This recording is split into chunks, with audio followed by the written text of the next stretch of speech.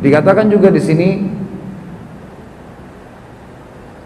Rabb yang memelihara langit dan bumi dan apa yang ada di antara keduanya, jika kamu adalah orang-orang yang meyakini. Kalau mau belajar, kau akan dapat ilmunya. Tidak ada Tuhan yang berhak disembah selain Dia, yang menghidupkan dan yang mematikan.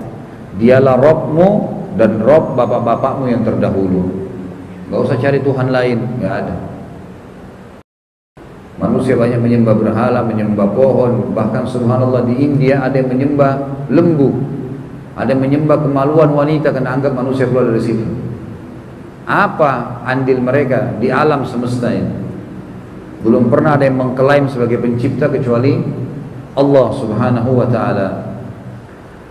Selanjutnya firman-Nya di dalam mengingatkan kembali perjanjian awal yang diambil dari manusia ketika mereka masih berada dalam sulbi bapak mereka, yaitu bahwa mereka beriman kepada rububiyah Allah terhadap mereka dan akan beribadah kepadanya dengan tidak menyekutukan sesuatu apapun dengannya.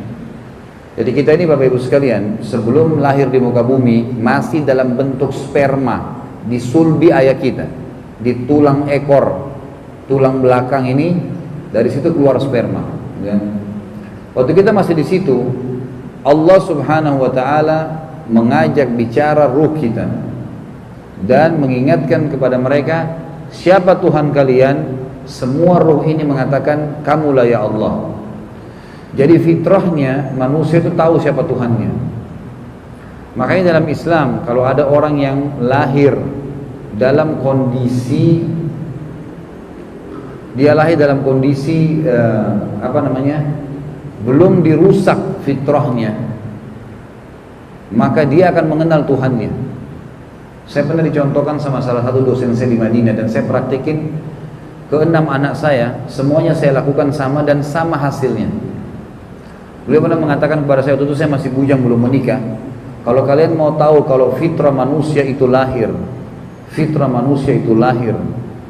tahu Tuhannya, coba lihat anak-anak kecil yang belum rusak fitrahnya, yang belum nonton kartun yang merusak akhlak, seperti misal ada kartun yang menggambarkan alam manusia ini dikuasai oleh robot lah, atau di atas langit ada manusia batu, atau seperti cerita tentang Krishna, orang-orang non muslim yang dikartunkan dia adalah dewa dan Tuhan. Selama tidak dirusak dengan itu, coba tanya, bahasakan begini kepada anak Bapak Ibu sekalian. Kalau yang sudah berumur bisa tanya cucunya, kalau ada 3 tahun, anak-anak 3 tahun yang baru bisa ngomong, di mana Allah? Tanya dia. Secara alami dia akan tunjuk ke langit. Anak saya subhanallah semua saya praktikin sama jawabannya, termasuk anak saya yang paling bungsu, sekarang 2 tahun setengah, baru bisa ngomong. Saya bilang sama dia, nah di mana Allah? Depan istri saya, dia tunjuk di atas, dia bilang di atas. Ini subhanallah saya praktikin semua karena dosen saya pernah bilang, itu contoh fitrah. Makanya ada hadis Nabi SAW yang berbunyi, kullu mauludin yuladu alal fitrah.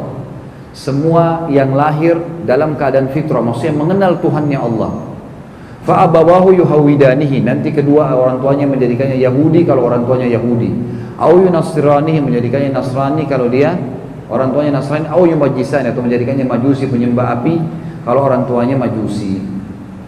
Dalam Islam juga ditekankan kalau seseorang meninggal sebelum balik, maka dia dibawa masyiatillah, dia dibawa naungan Allah. Allah akan uji hari kiamat, masih fitrah enggak kalau belum balik.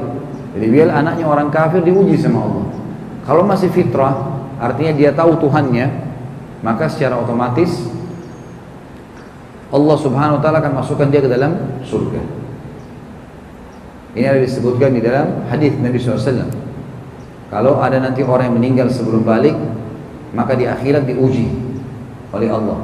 Ujiannya adalah disuruh masuk ke neraka, dilihat patuh enggak. Karena di akhirat sudah tidak ada lagi tersembunyi, orang semua sudah tahu ini Allah Tuhan kita.